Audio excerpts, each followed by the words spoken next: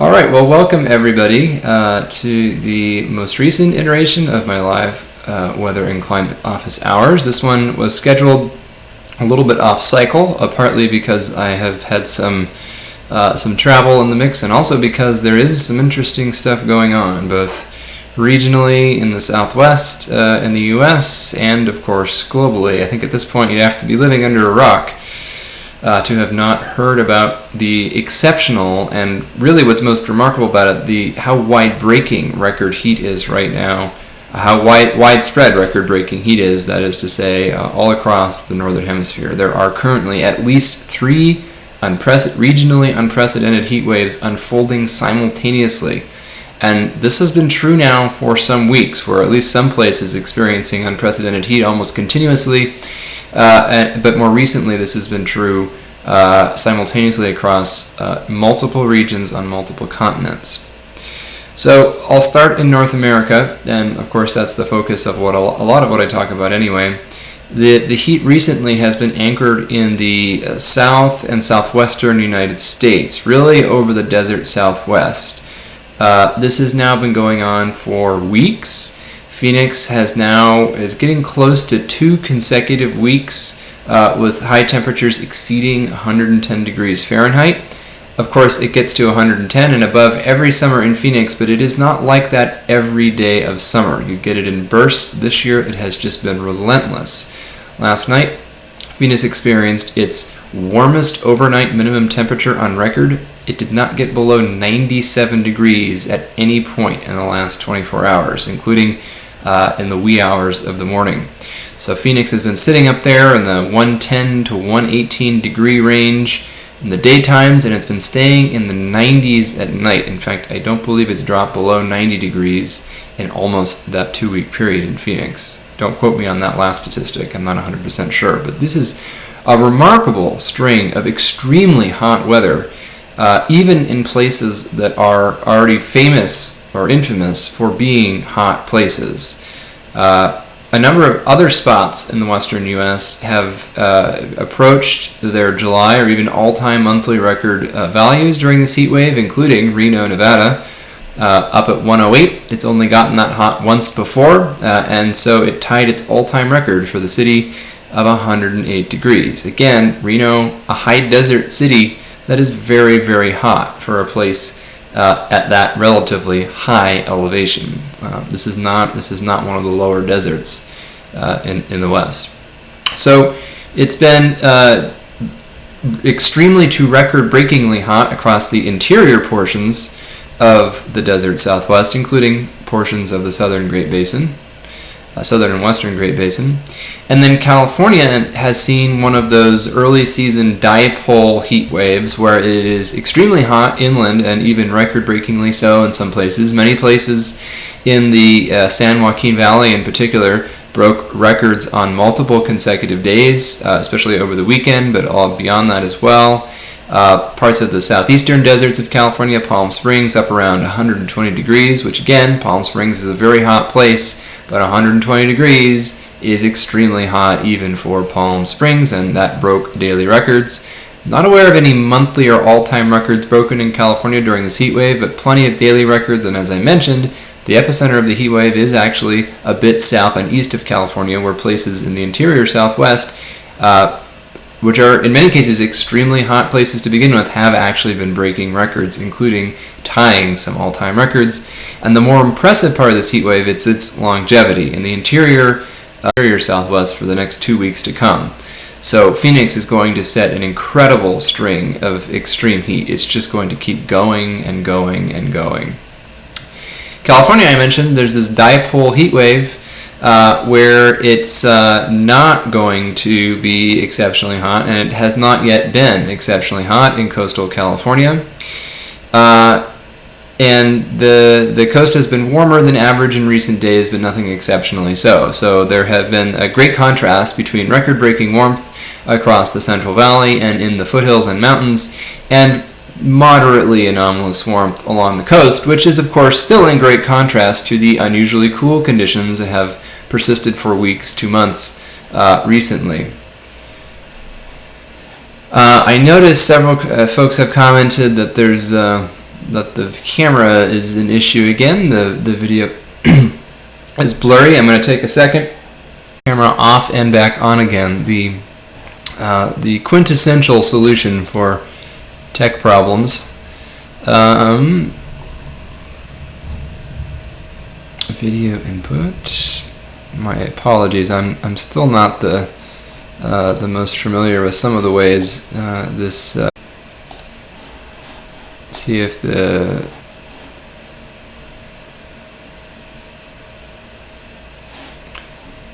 still having some issues with that.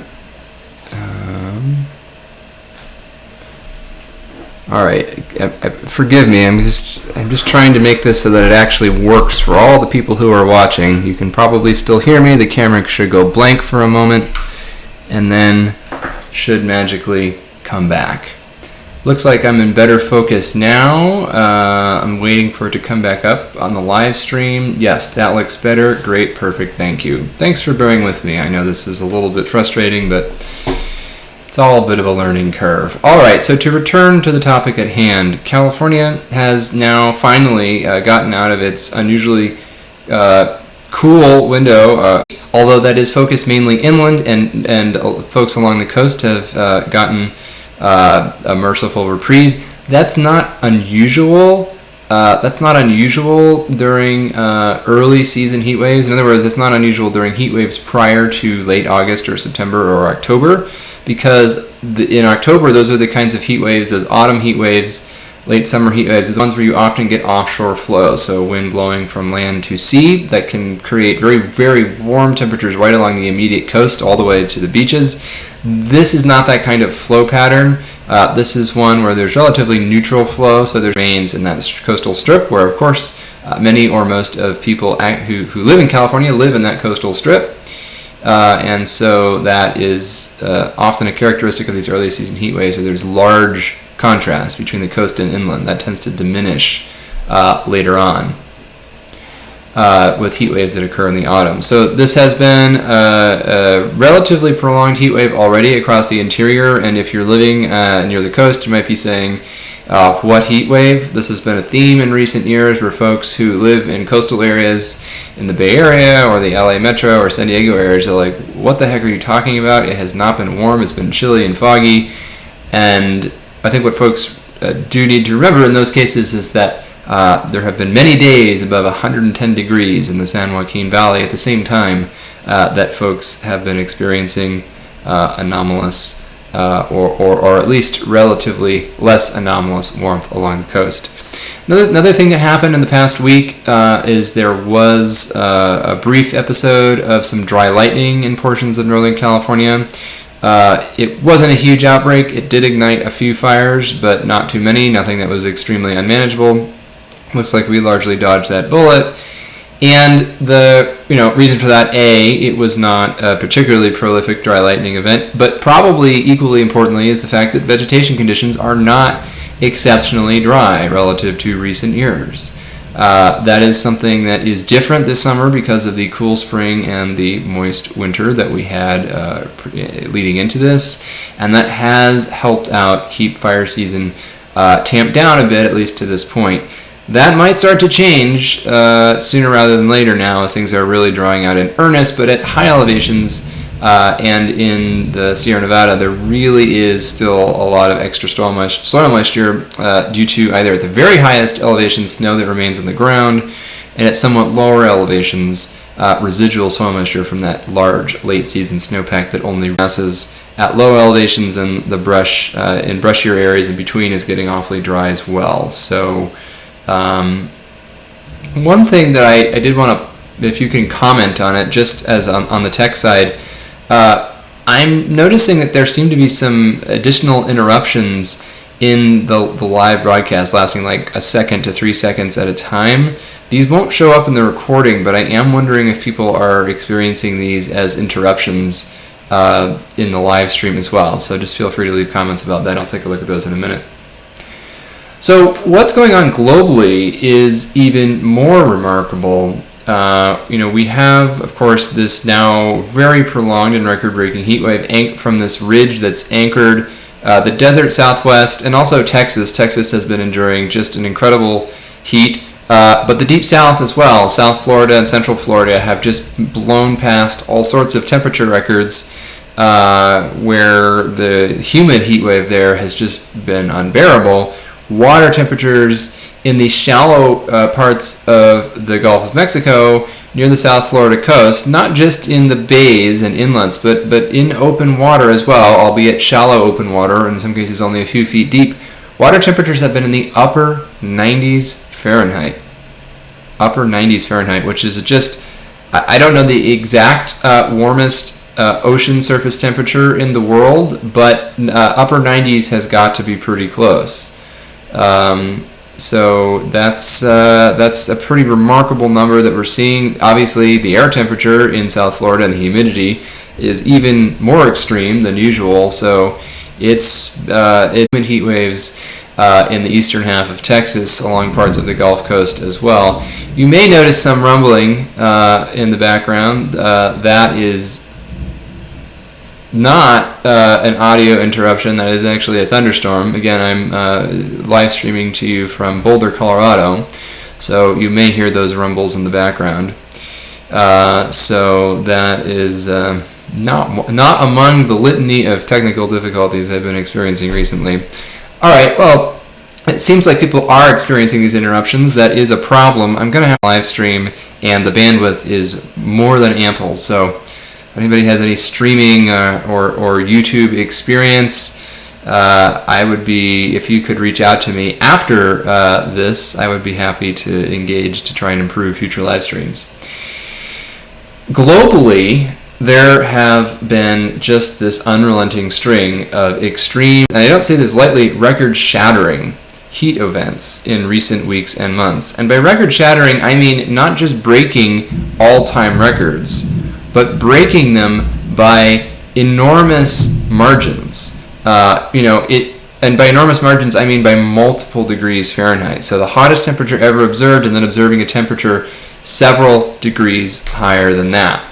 And that is just about as large a margin as you can break all-time records by. So we've seen this now, in fact, another ongoing heat wave like this in southern Europe and North Africa. But the number of countries that have experienced new all-time high temperatures in recent weeks is pretty impressive. I think it's getting into the double digits.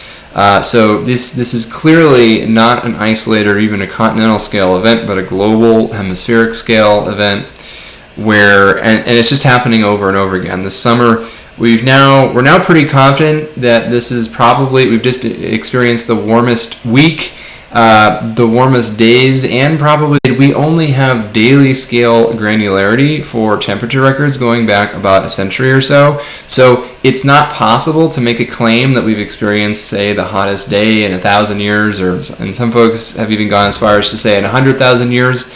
The reality is we just don't know.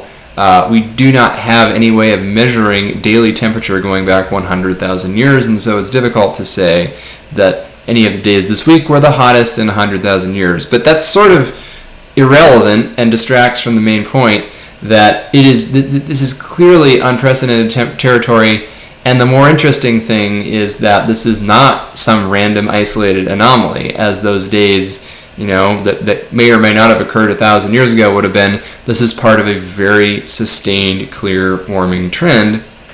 And speaking of that trend, there's been some really, I guess I could call it charitably absurd commentary saying that somehow the fact that we have El Nino completely negates the long-term warming trend, which of course is not true. And it doesn't really even make logical sense. I was accused this morning of not understanding how stairs work because I used an analogy how we're stair-stepping our way to a much warmer climate. So let's actually dig into that a little bit, that stair-stepping analogy, because I do think it's something that has been misunderstood in certain contexts, and it's worth clarifying. The long-term warming trend that we're experiencing, the one that is caused by human activities, specifically the emission of greenhouse gases through industry, transportation, and also things like agriculture as well, land use change associated with that. So the long-term warming trend, as you'd expect, is not totally even from year to year. There are some years that are much warmer than previous years, like this one that we're currently experiencing. There are other years that are only a little bit warmer than previous years, and then there are years that are actually a little bit cooler than the year that preceded them. And none of that negates the fact that we're on this sustained long-term warming trend. So how does this work? Well, if you can kind of imagine the human influence on climate as a relatively smooth curve that's increasing over time, sort of like an angled slope, call it like a ramp, say, and you have around that relatively incremental trend, you have noise, in other words, variability that's natural, sometimes called natural variability.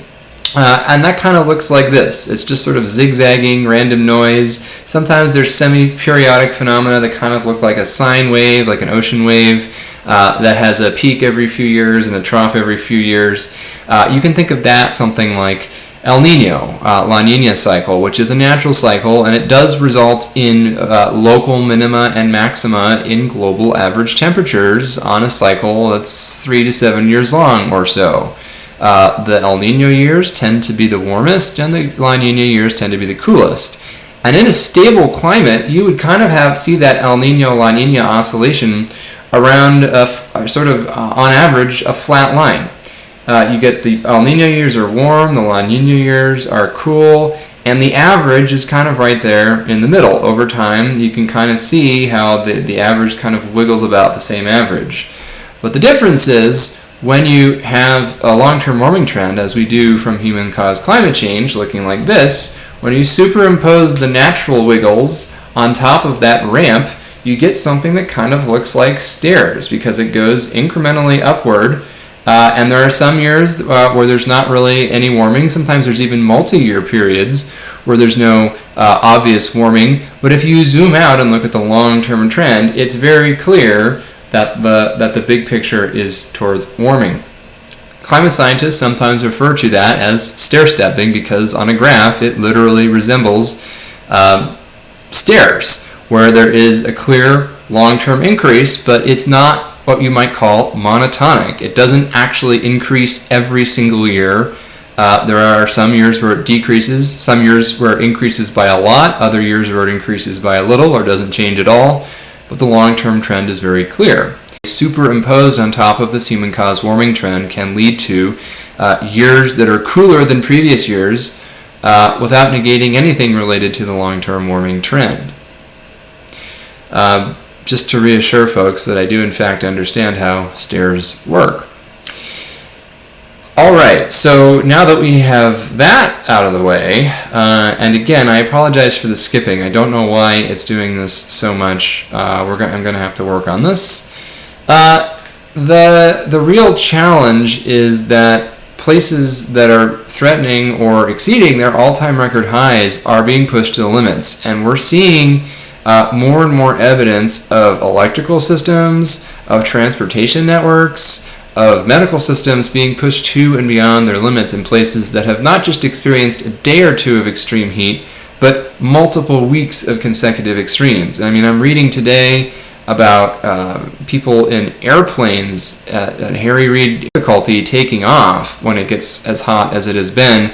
And so there have been a number of flight cancellations because of the heat, but also even just people sitting in aircraft on the tarmac are essentially becoming ill with heat-related illnesses. And that's, of course, a very specific example. There are far more people who are exposed to these kinds of temperatures when they work or live outdoors. Farm workers, construction workers, folks who don't have permanent housing. This is a pretty significant problem right now in places like Phoenix or Las Vegas, among other global cities with even less options for folks who don't have access to consistent indoor cooling. And we're starting to see really big consequences arising from this from a health perspective. And again, these heat waves are not over. They're unfolding. They're occurring concurrently in different continents. This is an exceptional summer for heat, and also, as I mentioned in the previous conversation, for extreme rainfall in some places as well. There have been a lot of really shocking flash flood events and extreme downpours. Pretty much every day there's a new one somewhere in the Northern Hemisphere that's currently experiencing summer. So right now, again, the two main factors are the long-term global warming trend and the short-term, the sharp short-term warming trend coming from what still appears to be a strong developing El Nino event. And as we talked about in previous calls, there are some other maybe secondary and tertiary factors behind that also contributing, but those are really the two most important things as it appears right now. And the question of why this year is so much hotter than other years, well, part of that is El Nino, and part of it is the reality that the global warming trend, La Nina, which we've experienced persistently for the past several years, kind of helps mask that long-term warming trend. It sequesters some of that additional heat in the atmosphere in the ocean so that we don't notice it for a few years. Now that we have El Nino conditions developing and all that excess stored heat is coming out of the tropical Pacific Ocean, it's spreading all around the world.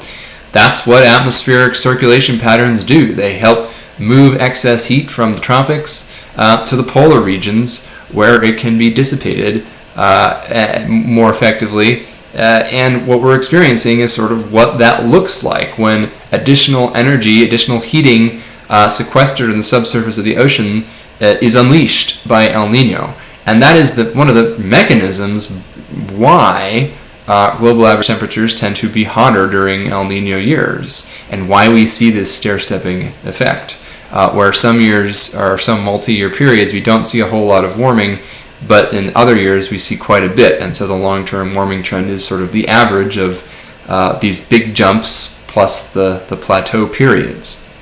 And of course this is fodder for lots of climate change denial, people who will draw a negative trend with a time series that's only 3 to 5 years long, which is always, it makes climate scientists laugh and then it makes them sad, as it probably should any data scientist trying to discern a trend with 3 to 5 data points. But of course, the big picture becomes clear when you look at the last century. The real challenge, I think, in communicating heat extremes in parts of California is, as I was talking about earlier, where many people live, it's not that hot right now along the immediate coast. But then where a lot of people work outdoors, say farm workers in the San Joaquin Valley, it is just unrelentingly, dangerously hot, well above 110 degrees for many days on end, and it looks like we may be headed there again. So that brings up an interesting question of how we adapt to and mitigate heat extremes. If you live on Ocean Beach in San Francisco, you really don't have to worry that much about heat extremes. I mean, that is just the reality, even in a significantly warmer climate. But if you live in the suburbs of Bakersfield or Fresno, or in a farm town somewhere else in the valley, you're already experiencing large increases in dangerous heat. And by dangerous, we greatly underestimate how lethal heat can actually be. There was a study that just came out suggesting that the heat extremes from the past couple of years in Western Europe have killed tens of thousands of people. And often I get pushback, well, that only killed old people and sick people, which, let me tell you, that is a very fraught framing to begin with. But these studies demonstrate that's not even true, is that it's actually causing illness and mortality in people who don't necessarily have any obvious risk factors for it. And so this really is a problem for everybody. It is decidedly more of a problem for some people than others, and it is most a problem for people who have little access to cooling, who work outdoors, who don't have permanent housing, or who have pre-existing medical conditions, or who are very old, or who are very young. I'm making that list seem deliberately excessive because, of course, it is. That is a majority of people on Earth fall into one of or more of those categories. That is just the reality. And so for folks who really poo-poo heat waves as not really that big of a deal, they could not be more wrong. Heat extremes are probably, in many countries, especially many wealthier countries, the deadliest type of weather event. They certainly are in the United States. We just don't do a good job at counting the harm that comes from them most of the time. But whenever we do these retrospective studies, we find that these extreme heat waves kill enormous numbers of people and cause a much larger burden of heat-related illness among people who it doesn't kill. When we see that there are simultaneous record-breaking heat waves, numbers are probably going to look like in retrospect from a mortality and morbidity perspective. They're going to be pretty ugly, to be quite honest with you. All right, so what about the short term? I'm mixing things up a little bit, going a little bit out of order because the tech issues have thrown me a little bit for a loop this time. But it does look like, unfortunately, although we're getting a bit of a break in California now, it's not as hot as it was over the weekend, the heat is going to resurge in a couple of days and peak, have a secondary peak this weekend. Doesn't look quite as hot as it did last weekend, but I'm expecting another round of heat advisories, maybe some heat warnings. And the challenge is that this heat wave is bringing warmer and warmer overnight temperatures. So we're not going to break any all-time temperature records in California during this event, but we may start to break some records for consecutive or cumulative days above a certain temperature threshold, particularly night times that remain warm. And I know this hasn't been true everywhere, and places near the coast and adjacent to the coast have actually seen relatively cool nights recently, but this is in great contrast to inland parts of California and the rest of the Southwest. As I mentioned, Phoenix reached its all-time warmest overnight temperature last night, never getting below 97 degrees. A few nights previous, this past weekend, Death Valley was 120 degrees at midnight after a high of 129 degrees earlier in the day. So the overnight temperatures, in many ways from a health perspective, are even more important than the daytime maximums, and those have been maybe even more extraordinarily anomalous. So the big picture is the ridge is going to re-strengthen. California is not going to see widespread record-breaking heat, but it's going to be once again sustainedly above average to well above average, and there may be a handful of record-breaking temperatures in the southeastern deserts and the San Joaquin Valley once again. Meanwhile, Phoenix and places in Utah, Arizona, New Mexico, and southern Nevada probably coming closer to breaking records again as this unrelenting ridge. In fact, it appears to be a record-strength geopotential height ridge in the middle of the atmosphere once again, breaking records set, last week. Sounds like a broken record. Well, that's sort of what's happening. Similar things in southern Europe. Yet more record-breaking heat, yet more record-breaking ridging, and really, I'm looking forward the next couple of weeks. It's looking like these anomalous and in some cases record-breaking ridge patterns are going to stay largely locked in place through and beyond the end of the month. Most of California is likely to experience warmer than average conditions for the next couple of weeks, as is almost all of the western United States and western Canada, where I will mention, up in western Canada, the terrible wildfire situation continues to escalate now as British Columbia really gets in on the action. Previously, it had originally started in Alberta this spring, spread eastward to the eastern prairie provinces, and then all the way into Quebec and Ontario earlier this summer. And now, as things get wetter, as it usually does later in summer in the east, the attention is shifting back to western Canada. And it's pretty much, the season has already broken essentially every Canadian wildfire record in the books, and the season in many parts of the country may just be getting started, particularly in the west. Stay tuned for more on that in the weeks and months to come. So really, it's July will likely be the hottest month. I'm going to pause for a moment since I can see that I'm buffering again, and I wanted to get this statement said clearly. July 2023 will probably end up being the warmest month in recorded human history. That's not even a very bold statement at this point, with about 11 days or so remaining in the month, just based on what we've seen so far. And certainly no cooling in sight. it's possible that August could be the hottest August in recorded human history. And really, there's just all signs point to, on a global basis, extraordinary heat continuing for a long time as this remarkable combination of global warming, a strong El Nino, and some other influences from things like the legacy of that volcanic eruption last year all sort of coincide in dramatic fashion. Does not necessarily mean that California is going to be record-breakingly warm, even though we have seen some major heat recently. That may or may not continue through the autumn. But elsewhere, in the desert Southwest, we're kind of seeing early signs of a monsoon failure again this year. It hasn't shown up yet in dramatic form. It may not in the near future. So we're heading into late July. Good thing we got a good snowpack in the lower Colorado Basin this past winter, since the summer does not look like a good precipitation monsoon. And yes, frankly, it's exhausting. There's just so much going on. There's just so much extreme heat. It's really kind of overwhelming. The oceans are record warm. The land is record warm. The Northern Hemisphere is record warm. The globe is record warm. Kind of running out of records to talk about. And I still think it's interesting that much of California has, until recently, not been unusually warm this year, which just goes to show you what's happening in your backyard is not always all that representative of what's happening around the world. So I think it makes sense for me to start taking some questions now. It seems like the connection is maybe a little bit more stable. I am, as I said, shoot me an email if you have ideas as to what's going on there. I really have tried a lot of troubleshooting. All right, let me see. So I can skip past some of the early comments since they're all about tech issues. Let's see here.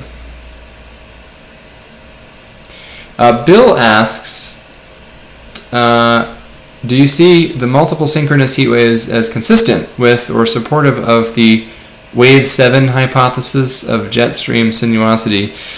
Yeah, so that's a good question. There's a lot baked in here. Well, the short version is that there is an emerging hypothesis in meteorology and climate science that certain configurations of Northern Hemisphere summer weather patterns are becoming favored in a warming climate because of fairly technical aspects of how the jet streams, and I'm using jet streams plural because we're talking here about the difference between the subpolar jet and the subtropical jet, and the mid-latitudes usually subsist somewhere in between the two. They can act as essentially as wave guides in a two-dimensional space, essentially guiding the path, the trajectory, and the shape of troughs and ridges, high and low pressure systems, and how they propagate or not, whether they stall out in the Northern Hemisphere. And the math on this is, honestly, it's a lot of it's even beyond my usual day-to-day, but essentially the gist of it is that there are certain conditions that favor stationarity of high and low pressure systems more than others, certain wave configurations. Wave 7 means that there are 7 cycles, peak to trough, peak to peak or trough to trough cycles in this undulation of the jet stream in the Northern Hemisphere. So you can have different numbers of undulations depending on how large the undulations are. Obviously, the circumference of the Earth is fixed. That doesn't change from day to day. But the number of loops the jet stream takes to complete one full circuit around the Earth, it does vary. And sometimes it's as low as 3 or 4 if you have very long wave pattern, and sometimes it's as high as 7, 8, or 9 if you have lots of troughs and ridges. You might call them high-frequency weather.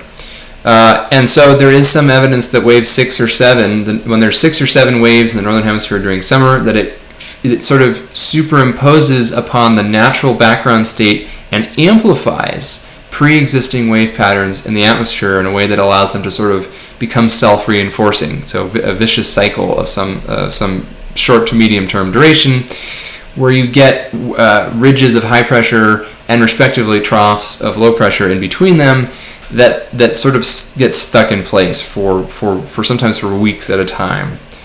And there's some evidence that this is happening more frequently in Northern Hemisphere summer.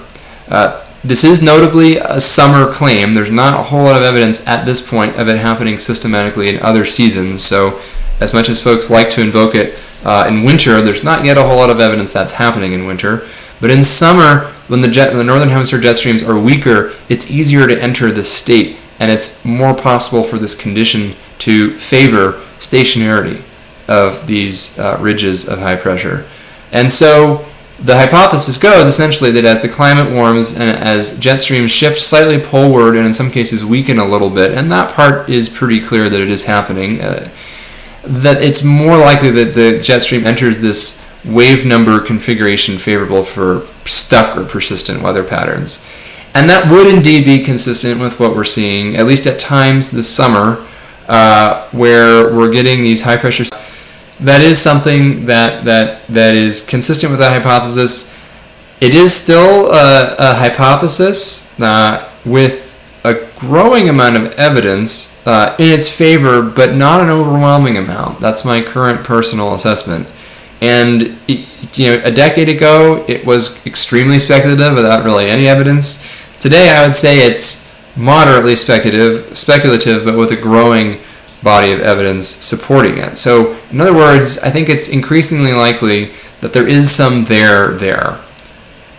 There is some question whether this is related directly or not to the amplified rate of warming of the Arctic. The Arctic is now warming at about 3 times faster than the rest of the world, which is quite significant, of course. And that's resulting in a change in the lower atmospheric temperature gradient from equator to pole. That much is unambiguously the case. The question is how that may or may not be influencing the jet stream at larger scales, because that changing temperature differential isn't as strong at jet stream level. It's strongest in the lowest levels of the atmosphere, and it becomes less pronounced as you go up towards jet stream level. So again, it's possible that there is some there, but the interesting part about this stuck weather pattern hypothesis is it doesn't necessarily need to involve the Arctic. It might be happening by some other means in terms of how the jet streams are responding to climate change. And so it may be related to the Arctic, it might not be. I think the evidence that it's a real phenomena is stronger than the evidence that it's directly related to the Arctic, although it might still be. That doesn't rule it out by any means. It's just really a very difficult thing to study, which is one reason why we don't have a clearer answer at this point. But absence of evidence is not evidence of absence, and indeed, at least as far as the stuck weather patterns because of the jet stream changes in summer in the Northern Hemisphere argument goes, there is actually evidence starting to accumulate in favor of the notion that that's actually happening, and that is contributing to the persistence of heat waves, and also, alternatively, extreme flood events in other parts of the Northern Hemisphere in summer, because if you're not under the ridge, you're under the trough, and if you're in the right part of that trough, you can actually get persistent or extreme rainfall events in summer as well in places where it does rain in the summer, which is actually most of the world. California, again, is somewhat exceptional in that regard, that the summer is the dry season. That's generally not. And so I'm guessing / hoping that's folks helping out on the tech side. I guess I'll find out when I look at my email. Thank you in advance for those who've been able to contribute there. All right, scrolling down to some other questions here. A question from Watson about whether or not the multiple synchronous heat waves I've been talking about, how they're linked to record-breaking ocean temperatures. Is one driving the other? And that's a really good question. It's complicated, and the answer could be that in different regions, one is driving the other, and the causality can actually go both ways. But the key part there is that it's actually some third factor that's probably causing both in a lot of instances, which is these persistent ridges of high pressure. Now, when they're over the ocean, they often result in a suppression of cloudiness and of wind, and so that favors the development of warm near-surface ocean temperatures. You can imagine if you have a relatively calm, glassy ocean, there's not much mixing of water from beneath. Turn up the water if the wind increases. You can mix the warm water at the surface with the cooler water from deeper down, and you can essentially, if you have clouds, you can inhibit some of the sun's ability to add that heat to the upper layers of the ocean. So all of that is happening really concurrently with these persistent ridges of high pressure. So in a lot of places in the North Atlantic, part of what's going on, as folks like Mike Mann have pointed out, there appears to be an anomalous amount of Saharan dust blowing westward from the Sahel in Africa that has inhibited a lot of the usual tropical convective cloudiness, the thunderstorms, that would often shade the ocean surface. So by adding a little bit of dust to the atmosphere, you're actually resulting in a lot more sunlight reaching the surface of the ocean, so that you actually get more incoming solar radiation at the surface and they can absorb more. That might be part of what's going on in that particular region. It definitely doesn't explain everything, because there's record-breaking global ocean temperatures all over in essentially every ocean basin, at least somewhere right now. So that certainly doesn't provide a global explanation, but it might explain why the North Atlantic is so much more extremely anomalously, like 4, 5, 6 sigma record-breaking than the rest of the world's oceans right now. But there are other places. The water temperatures off the immediate California coast remain a bit cooler than average, actually. But if you go just a few hundred miles offshore, there's a huge marine heat wave unfolding with ocean temperatures 6, 7, 8, even 9 degrees Fahrenheit above average in a very warm blob a few hundred miles west of the coast. So again, your mileage may vary locally.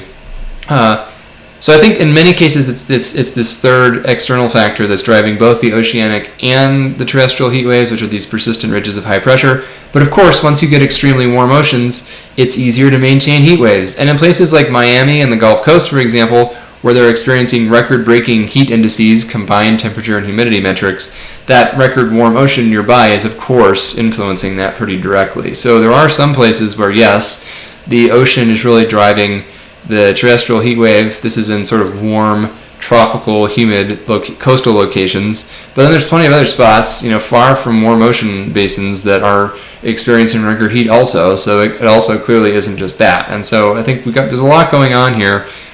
And to dig into the meteorology of it really does depend specifically which region you're in, but it can go either way.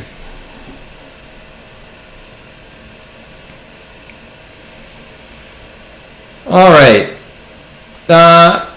Criteria for a heat wave, asks Ross, pointing out that 95 degrees in Sacramento is not that unusual for a July afternoon, although 108, as you've experienced recently, I think most people agree, qualifies as a heat wave. Heat waves are inherently relative to typical local temperatures and to seasonality. Of course, if it were 90 degrees in January, that would be a remarkable winter heat wave even in Sacramento, but 90 degrees in July is not remarkable at all, of course, in Sacramento. So it's relative to the season in any given place, and then it's relative to the place. In Phoenix, for example, in recent days, it's been consistently above 110 and occasionally above 115 degrees. If you're in Seattle, it's where 115 degrees has never been observed. That would break by a wide margin the record for the hottest temperature on record. In Phoenix, it does not. So there is, of course, relativeness in that sense geographically as well. So the time of year is relative, the geography is relative. So heat waves are usually defined not relative to a fixed number. It's not like we count the number of 95 degree days or 100 degree days, all around the world, but you do it relative to the local baseline. So in Phoenix, obviously, the threshold's going to be higher than it is in Seattle. And so I think that's only fair. Otherwise, some regions you're going to undercount, some regions you're going to overcount. The short answer is heat wave metrics should, and in some cases they don't, but they should always be relative to the local and ideally the seasonal baseline as well, because that helps contextualize both the human and environmental impacts of those heat waves. 110 degrees in a place where it's 110 degrees every summer is not necessarily as big of a deal as 95 degrees in a place where it very rarely exceeds 90 degrees. So it's all relative, literally. There are some folks who intend to mislead, in fact, by using heat wave metrics that are defined on a strict temperature threshold basis, I do not think that's an effective way to do science or to communicate science, for that matter. So I do not recommend it. And it can result in very spurious trend lines in either direction. For example, if you count the number of times the temperature exceeds 90 degrees in a place where the average temperature 50 years ago was 89 degrees and now it's 92 degrees, you're going to see essentially an exponential increase in the number of 90 degree days. It does not mean that temperature has increased exponentially, it just means that you defined your threshold at a very sensitive level. Likewise, the opposite can be true. If you count the number of exceedances of 95 degree days in places where it almost never gets even anywhere near that hot, then you're going to show the temperatures haven't warmed at all, which of course is also not correct. So I think that defining heat waves relative to a local baseline makes the most sense from both scientific and from a communication perspective anyway. And that's in fact exactly what the National Weather Service does when they produce these normalized heat products. If you see these heat products where there's low, moderate, high, or extreme heat risk, and there have been a lot of parts of the US that have been in the highest level of heat risk in recent days, that is adjusted both locally on a mile by mile basis and also seasonally, because it's intended really to get at the human health impacts of those heat waves. You can imagine if you have a very early season heat wave with no transition period from cool weather to hot water, people are going to be affected more than if the same temperatures came at the end of a long hot summer. Likewise, 95 degree day in downtown San Francisco is a very different story than a 95 degree day in downtown Sacramento. And the heat impact levels from the National Weather Service will reflect that. One would be quite high and the other would be fairly moderate. Because in many cases, in hot places, 95 degree day is rather ho-hum. And more importantly, society is adapted to it, human bodies are adapted to it, and the infrastructure is adapted to it, whereas that's not the case in places where such temperatures are rare. That was why the extraordinary heat wave of June 2021 up in the Pacific Northwest caused such a crisis, because this was a part of the world that is just not accustomed to extreme heat. And it was just, Death Valley-like up in the glacial valleys of British Columbia. So that is, an illustration of precisely why the relativeness is so important. And there's a few anecdotes here of people who were, again, outwardly healthy and otherwise healthy, who just, unfortunately, did not make it through these recent heat waves. And it's people who underestimate the heat. It's people who go on hikes, don't have enough water, or even if they have enough water, they don't realize that hiking on a 110 degree day is not a good idea. Or people who go mountain biking. There's folks recreationally, there's ultra marathoners and runners who have dropped dead recently of heart attacks due to extreme heat stress. Unfortunately, the good news is that all of these injuries and deaths are entirely preventable. The sad part is that I don't think the word has gotten out that extreme heat is genuinely hazardous, even if you consider yourself to be in very good health. So, stay hydrated, keep up those electrolytes, and really, if it's that hot, it's probably not a good day to go out on a long hike in a sun-exposed area. At some point, I hope that common sense reigns, because there are a lot of folks for whom it's not a choice. If you work outdoors or you don't have a permanent shelter, you don't really have a lot of options in events like this. So, again, it's all contextual. It's also contextual. The societal vulnerability varies a lot from place to place and even person to person within a given town or city. We've seen that all too well in recent months.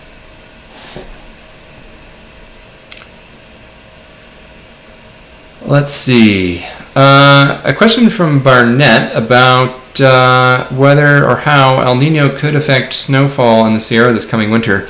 That's a good question. And it's a complicated one because it involves both temperature and precipitation. So you get a really wet winter that's really warm and it might negate the snowpack a bit, or you could get a really cool winter that's very dry and also get bad snowpack. On the other hand, you could get a really warm winter that still sees quite a bit of snowfall at the highest elevations. And I'm leaning towards that outcome right now, especially in the central and southern Sierra. The northern Sierra is more difficult because it's lower elevation, it's more sensitive to temperatures, and the connection to El Nino precipitation-wise is more nebulous. But I'll entertain this thought for a moment. The most likely outcome for this winter looks like we'll be experiencing a strong east-based El Nino. Whether it becomes very strong on the level of 82, 83 or 97, 98 remains to be seen, but it does look like it will become stronger than moderate, so we'll call it strong rather than very strong for now. That would favor a wetter than average winter in at least the southern two-thirds of California, which probably includes at least the southern half of the Sierra Nevada. And the southern half of the Sierra Nevada is the taller half of that mountain range. There are lots of peaks up above 9,000 and 10,000 feet there. That is usually high enough for most precipitation to fall as snow, even in a warmer than average winter. And so if precipitation is above average and temperatures are slightly above average, that would still be enough to have a good snow year in the southern Sierra. Fingers crossed. That would be good for that would be good for the Sierra. That would be good for the lower Colorado Basin, where this might also be true. Strong El Nino events do favor wetter than average winters across much of the interior Southwest and at least the southern half of California. A wild card is that we've never seen a strong El Nino with the rest of the global oceans as warm as they currently are. This may interfere with the typical El Nino teleconnections, because the reason why strong El Nino events relatively consistently bring a strong above average signal for wet conditions in the Southwest is because of how it affects the jet stream and therefore the winter storm track. Well, why does it do that? It does that because of how it affects the temperature differentials, the gradients in the ocean, and therefore the jet stream at higher latitudes. The reason why that occurs is because typically, historically, El Nino brought very warm temperatures to the tropics and left the mid-latitude temperatures mostly alone. So the mid-latitude stayed near average, but the tropics were very warm. This year, the tropics are very warm. The mid-latitudes are also very warm, record warm in some cases. So that gradient is different, and it is the gradient in sea surface temperatures, both in a latitudinal sense, but more importantly in a longitudinal sense, west to east, that drives where that anomalous tropical convection, those anomalous tropical thunderstorms set up, and where that sends impulses into the atmosphere that perturbs the jet stream. So it's a long way of saying, I think that there's a decent shot that the southern Sierra sees a good snow year this year, and that California and the interior Southwest in general see a wetter than average winter. But that will depend somewhat on El Nino becoming strong, first of all, and will also depend a bit on whether outside of El Nino. We'll talk about it later. But for now, suffice it to say, I think this winter could be interesting, and we'll leave it at that for now. I'll definitely have multiple sessions focused on ENSO and precipitation as we get closer to when it becomes maximally relevant. So I'll be talking about this more probably in the fall, but it'll come up again periodically between now and then. Alright, well, I'll do one last call for questions. Let's see here. It looks like I've made it mostly to the end here. One thing I'll just close with then is to remind everybody to take it easy in the heat. That just because it's not hot in your neighborhood doesn't mean that there aren't big challenges with extreme heat, even just 20 or 30 miles inland. And in general, the inland parts of California do look like they're going to continue to be anomalously hot for some weeks to come. And that right now the monsoon in the Southwest appears to be delayed, at least, and maybe weaker than usual overall.